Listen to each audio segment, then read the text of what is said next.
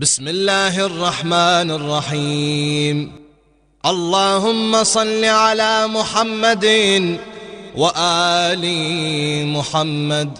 السلام عليكم يا أهل بيت النبوة وموضع الرسالة ومختلف الملائكة ومهبط الوحي ومعدن الرحمة وخزان العلم ومنتهى الحلم وأصول الكرم وقادة الأمم وأولياء النعم وعناصر الأبرار ودعائم الأخيار وساسة العباد وأركان البلاد وأبواب الإيمان وأمناء الرحمن وسلالة النبيين وصفوة المرسلين وعترة خيرة رب العالمين ورحمة الله وبركاته.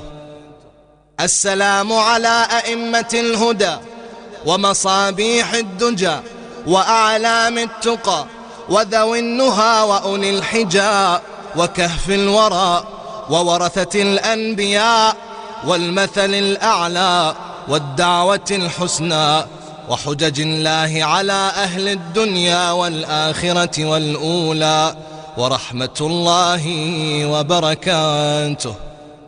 السلام على محال معرفة الله ومساكن بركة الله ومعادن حكمة الله وحفظة سر الله وحملة كتاب الله وأوصياء نبي الله وذرية رسول الله صلى الله عليه وآله ورحمة الله وبركاته.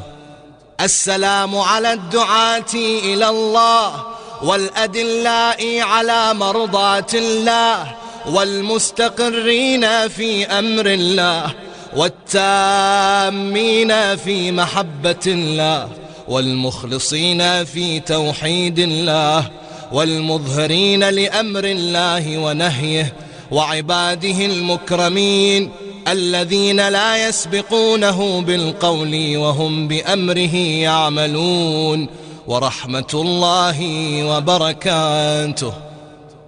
السلام على الأئمة الدعاة والقادة الهدى والسادة الولاة والذادة الحماة وأهل الذكر وأولي الأمر وبقية الله وخيرته وحزبه وعيبة علمه وحجته وصراطه ونوره وبرهانه ورحمة الله وبركاته. أشهد أن لا إله إلا الله وحده لا شريك له كما شهد الله لنفسه وشهدت له ملائكته وأولو العلم من خلقه لا إله إلا هو العزيز الحكيم. وأشهد أن محمدًا عبده المنتجب ورسوله المرتضى أرسله بالهدى ودين الحق ليظهره على الدين كله ولو كره المشركون.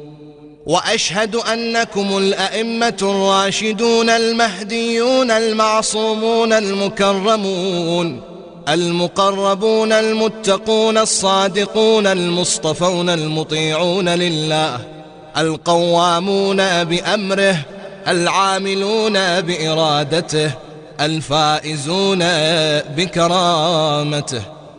اصطفاكم بعلمه وارتضاكم لغيبه واختاركم لسره واجتباكم